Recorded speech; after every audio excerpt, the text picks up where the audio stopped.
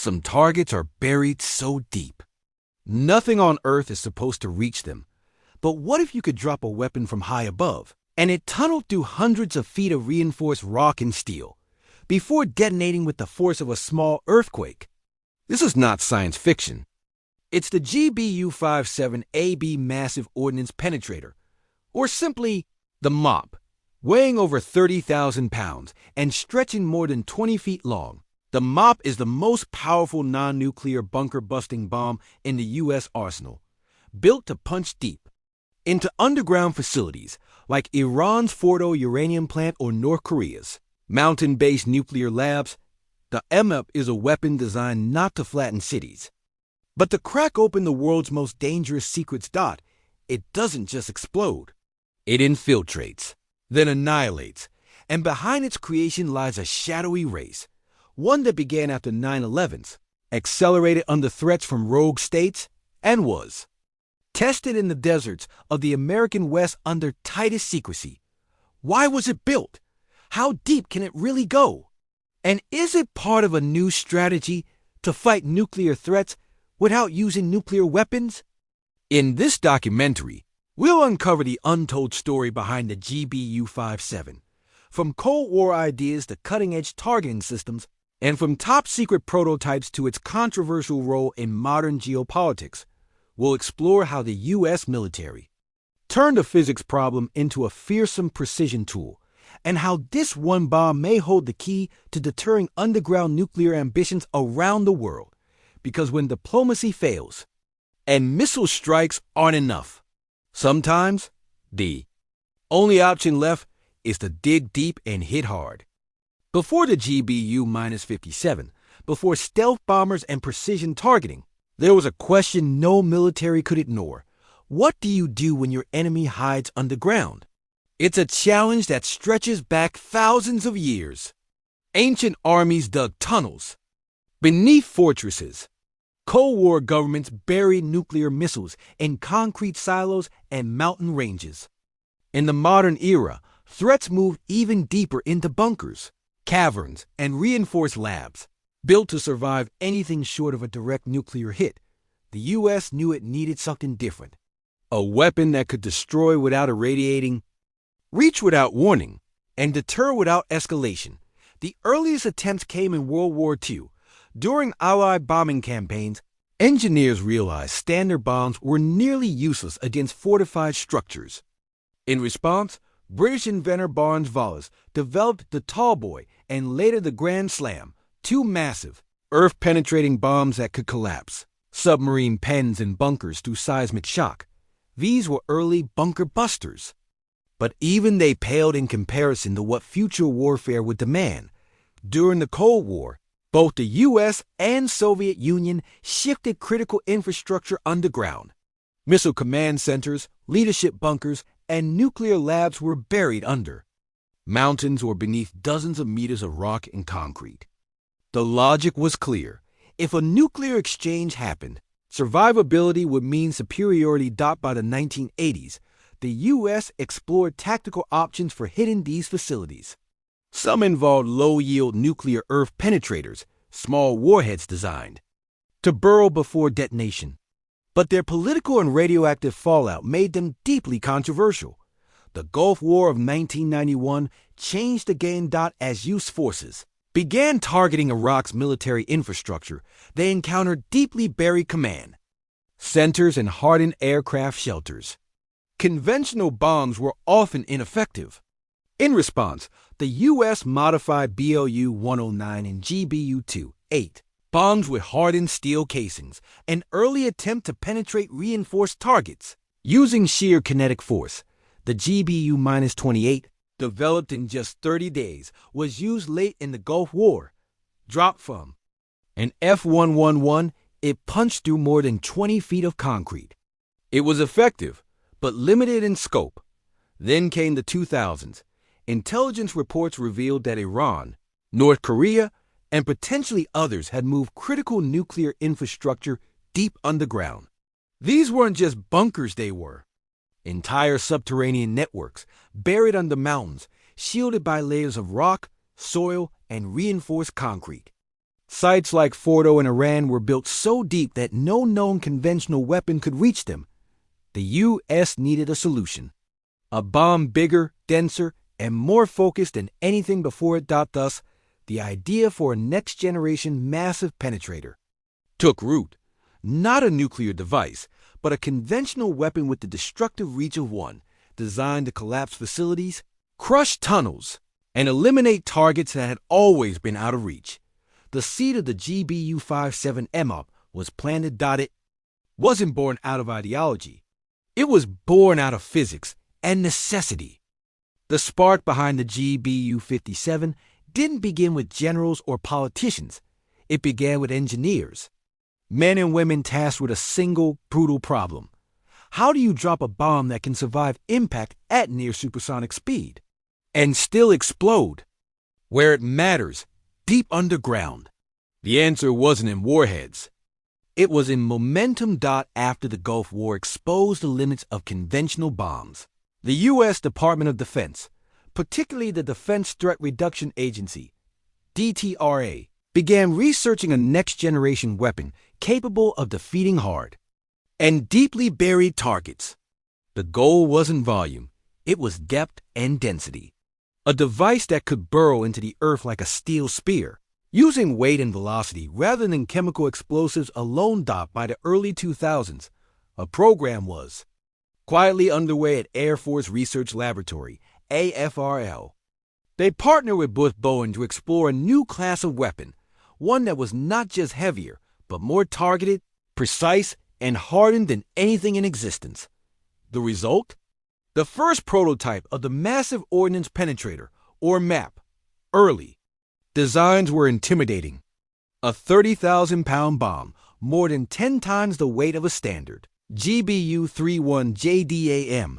At over 20 feet long, it resembled a missile more than a traditional bomb. But what made it extraordinary was its solid, high-density steel casing, engineered to survive high-speed penetration into earth, rock, and reinforced concrete before detonation.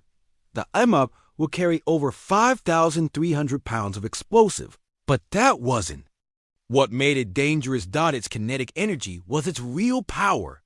Dropped from a high-altitude bomber like the B-2 Spirit, the MOP could accelerate under gravity and gain enough force to punch through 200 feet of earth or up to 60 feet of concrete before detonating. That meant enemy bunkers, once untouchable, could be destroyed without nuclear fallout. Field testing began at White Sands Missile Range and Tonopah Test Range. In extreme secrecy, engineers evaluated crater depth, shockwave reach, seismic signature, and the structural collapse effect on mock underground facilities. Initial results were promising. The weapon didn't just destroy hardened targets, it collapsed networks of tunnels. It pulverized deep structures without flattening surface terrain. And crucially, it could be deployed by non-nuclear strategic bombers, bypassing the political and diplomatic baggage of nuclear use. The Air Force greenlit further development. B-2 stealth bomber became the designated carrier. With its low radar cross-section and global range, the B-2 could penetrate hostile airspace and deliver the MOP without being detected. This pairing gave the U.S. a unique capability, the ability to launch precision deep strike missions anywhere in the world, even inside heavily defended airspace. To accommodate the OP, the B-2's internal bomb bay was modified. Special bomb racks, release systems, and flight software were tailored to handle the weight and aerodynamic stresses of carrying a 15-ton weapon. By 2007, working prototypes were undergoing full-scale testing, and in 2011, the first GBU-57 MOPs were quietly delivered to the U.S. Air Force. The message was clear to adversaries and allies alike. The U.S. had a conventional answer to deep nuclear threats. Perhaps most revolutionary was the shift in military doctrine the MAA represented. Instead of relying on nuclear deterrence to dissuade adversaries from hiding underground, the U.S. now had a surgical option. A non-nuclear deterrent that could hold subterranean facilities at risk without triggering global escalation. This was especially significant in an age of rogue states and asymmetric warfare. Iran's Fordo enrichment plant, buried under 250 feet of mountain, was built to survive any aerial bombardment, but with the MOP, it was no longer safe. The very existence of the GBU-57 forced enemy planners to rethink their assumptions that it wasn't just a bomb. It was a psychological weapon. The Pentagon never confirmed its operational use, but the threat of its use became a powerful tool in negotiations. The road to MAP wasn't without obstacles. Engineers had to solve problems like in-flight stability, release dynamics, and delayed fuse programming, ensuring the weapon exploded only after deep penetration. They had to build a bomb that wouldn't shatter on impact, wouldn't veer off course, and wouldn't detonate too early. They also had to integrate it into real-time targeting networks, enabling precision drops using GPS satellite imagery and digital battlefield data. Ultimately, what emerged was a weaponized physics lesson, a high-speed, high-density penetrator that used gravity and mass to reach where no bomb had gone before. By the time the MOP was officially revealed to the public, its legend had already begun, not because of what it had done, but because of what it could do. The GBU-57 Massive Ordnance Penetrator didn't simply appear overnight. Its ascent, from drawing board to frontline arsenal, was a story of strategic urgency, engineering evolution, and geopolitical tension. Across 2 decades, it moved through concept, testing, deployment, refinement, and readiness, each stage a response to an increasingly underground world. In the years following 9/11, U.S. intelligence focused heavily on so-called hardened and deeply buried targets, HDBTs. These included underground command centers, WMD facilities, and nuclear labs in nations like Iran, North Korea, and Syria. Many were dug under mountains, protected by reinforced concrete and meters of earth. As tensions with Iran escalated, Natanz and Fordo enrichment sites became high-profile concerns. Fordo, in particular, buried beneath 250 feet of rock, was deemed invulnerable to existing munitions like the GBU-28. In 2004, the Defense Threat Reduction Agency and U.S. Air Force reactivated earlier penetrator studies.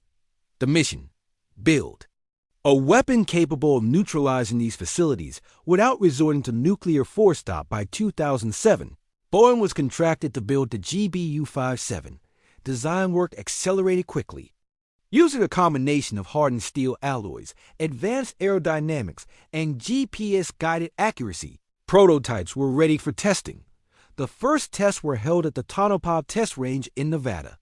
Weaponized test units were dropped from modified B-52s and B-2 Spirits. High-speed footage and seismic sensors confirmed the bomb could penetrate up to 200 feet of earth and 60 feet of concrete. Early versions had to overcome serious aerodynamic issues. At 30,000 pounds, maintaining stable flight and drop precision was a technical hurdle.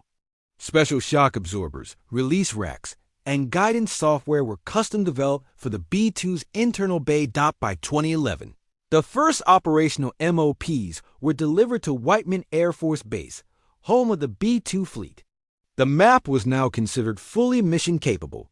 The timing was no coincidence. In 2011, international concerns about Iran's nuclear program were reaching a fever pitch. Reports suggested that military planners in Washington had drawn up strike options. Though never publicly confirmed, it was widely believed the MOP gave the U.S. a credible non-nuclear option against Fordo and similar sites. Initial tests had shown the MOP was effective, but there was room for improvement. Between 2012 and 2014, engineers at Boeing developed upgraded versions with improved guidance systems for higher drop accuracy, advanced fusing technology to ensure deeper detonation, penetration enhancements via materials and design. These upgrades were informally referred to as MOP 2.0. The enhancements increased reliability, structural integrity, and overall destructive yield without increasing explosive mass.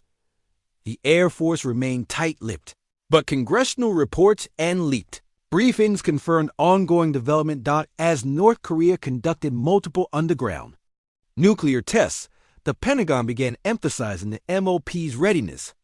Satellite images revealed continued excavation at sites like Pungri, fueling fears of a hidden arsenal. In 2017, amid heightened rhetoric between Pyongyang and Washington, public demonstrations of B-2 exercises were broadcast.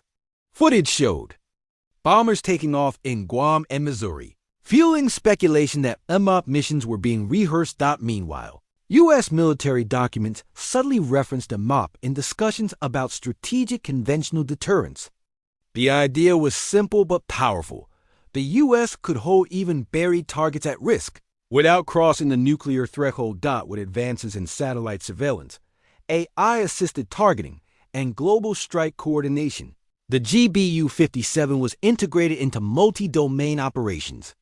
Using real-time battlefield intelligence, a MOP mission could now be executed with live satellite imagery. AI-assisted target recognition, cyber deconfliction of GPS environments. Coordination with ISR intelligence, surveillance, reconnaissance. Drones. This marked a shift from drop-and-hope to precision strike ecosystems. MOPs became not just bombs, but nodes in an interconnected warfare grid. Meanwhile, international analysts warned that China and Russia were investing in similar HDBT defenses. Some experts speculated that U.S. upgrades to the MOP hinted at future Asian contingencies. Today, the GBU-57 remains one of the most secretive weapons in the U.S. inventory. Unlike the MOAB or hypersonic weapons, the MOP is rarely mentioned by name. Its effectiveness is never advertised. Its missions, if any, are unconfirmed, but its existence has had a chilling effect. Nations that once believed they could hide nuclear programs beneath mountains now think twice. The MOP has created a strategic paradox, a conventional weapon with nuclear-level consequences. Every refinement in materials, guidance, or delivery makes it more credible. And in an age of underground threats, that credibility is everything. As of today, only one bomber, the B-2 Spirit, can carry the MOP, but whispers suggest future integration into next-gen platforms like the B-21 Raider. The MOP is not a relic. It's a living, evolving instrument of power. From the deserts of Nevada to the peaks of Pyongyang, it stands as proof that in modern warfare, there's nowhere left to hide. Unlike technologies that transform civilian life, smartphones, GPS, or the internet, the MOP's revolution occurred in the shadows. It didn't change daily routines. It changed the rules of deterrence. Its adoption wasn't mainstream in the public sense, but it was strategic at the highest levels of government and defense.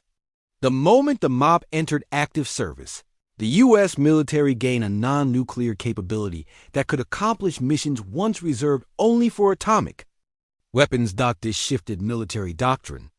For decades, the threat of nuclear retaliation had been the ultimate deterrent. But the political and humanitarian costs of using such weapons made them increasingly impractical. The MOP filled that gap, a weapon of last resort minus the mushroom cloud. In conflict zones and diplomatic negotiations, its influence was felt even when unused. When Iran negotiated the Joint Comprehensive Plan of Action, JCPOA, analysts noted how the quiet presence of UP-equipped B-2 bombers reinforced the seriousness of U.S. strike capabilities. North Korea, too, took note. As its underground nuclear program grew, so did U.S. deployments of stealth bombers in joint drills. These demonstrations weren't just about practice, they were signals.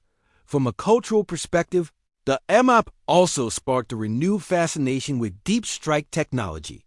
Military analysts, think tanks, and security conferences began focusing on the implications of deep penetration bombing.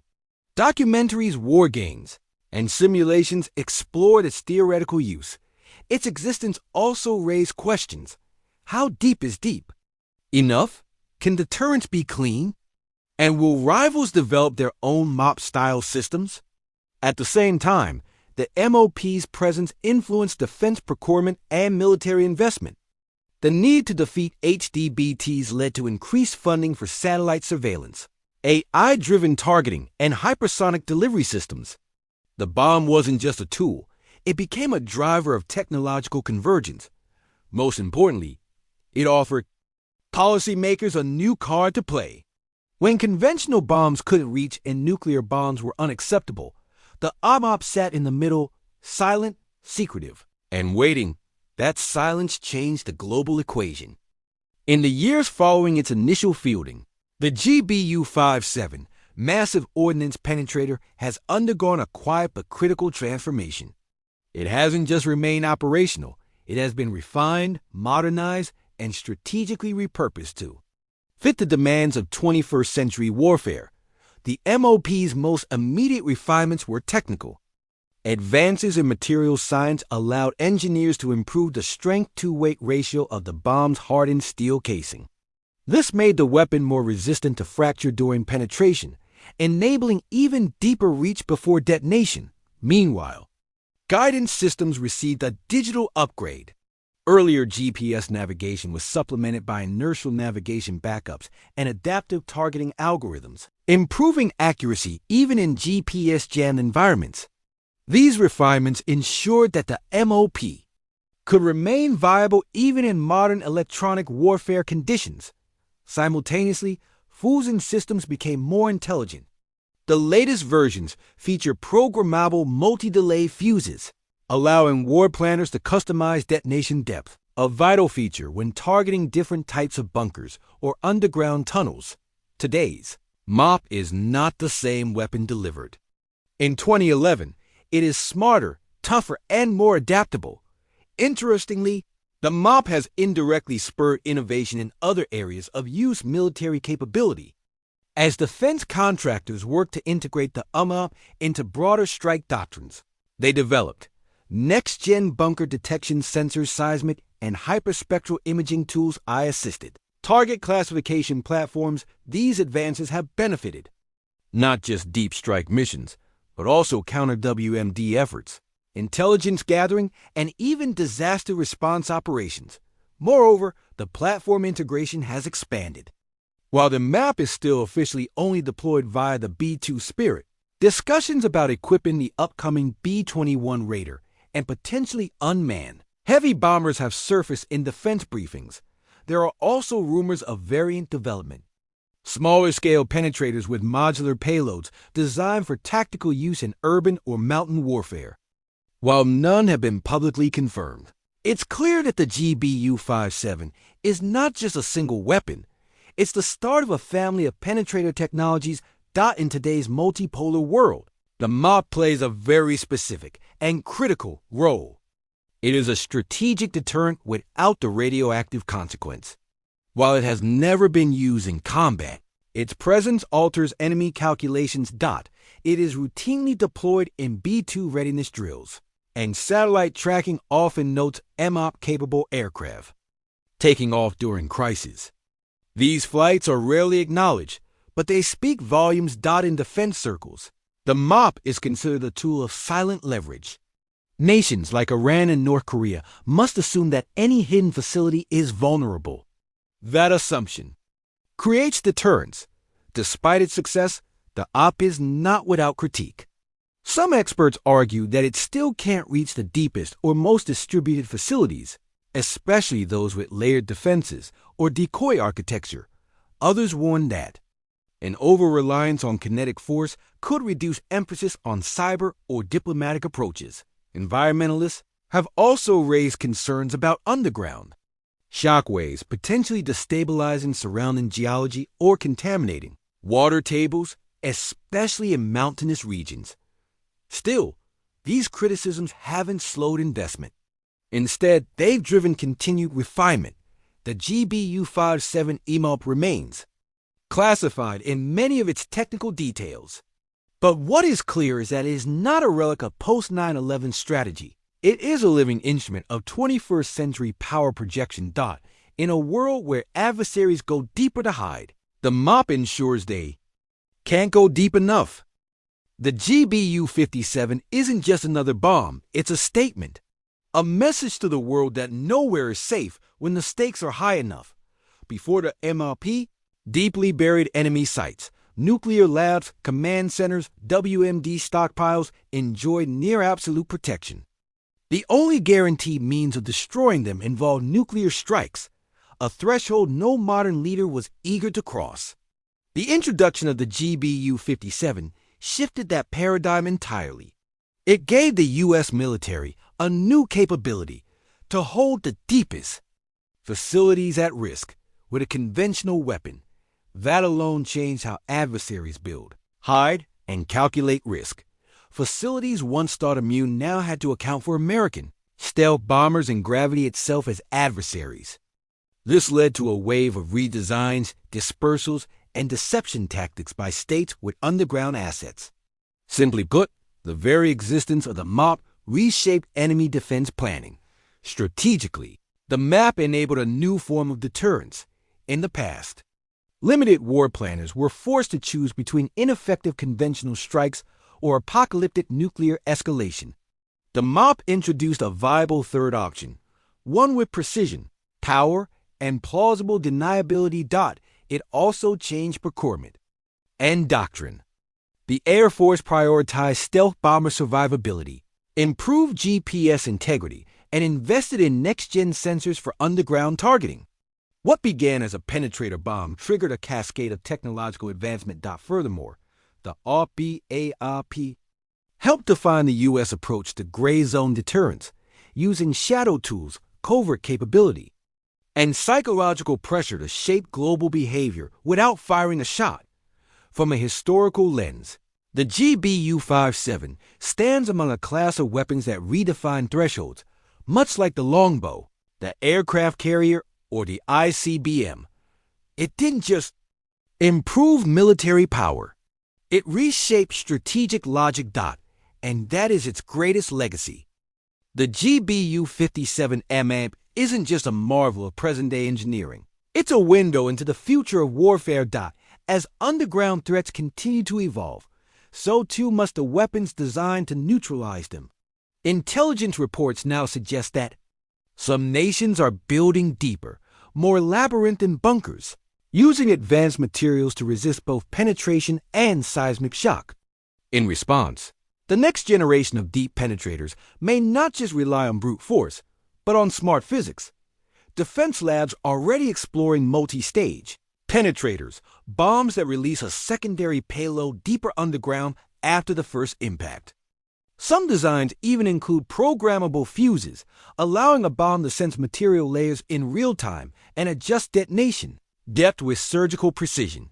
Then there's the future of delivery. As stealth aircraft like the B-21 Raider come online, new deployment systems will allow deep strike missions with even less detection risk. Hypersonic variants of deep penetrators are also under development, potentially allowing for higher speed, greater kinetic energy, and longer standoff ranges. But what if the future isn't just faster or deeper? What if it's smarter? The integration of eye-assisted targeting, geological mapping, and even autonomous drone swarms opens up the possibility of multi-vector attacks on underground facilities, coordinated in real time and executed with sub-meter precision. At the same time, the very existence of weapons like the OLP sparked diplomatic conversations about escalation, deterrence, and the need for transparency in subterranean military construction. In short, the MOP may soon be one tool in a larger, more adaptive toolkit, combining speed, force, and intelligence to address a threat that refuses to stay above ground. The arms race is no longer just about air, sea, or space. It's about who controls what lies beneath.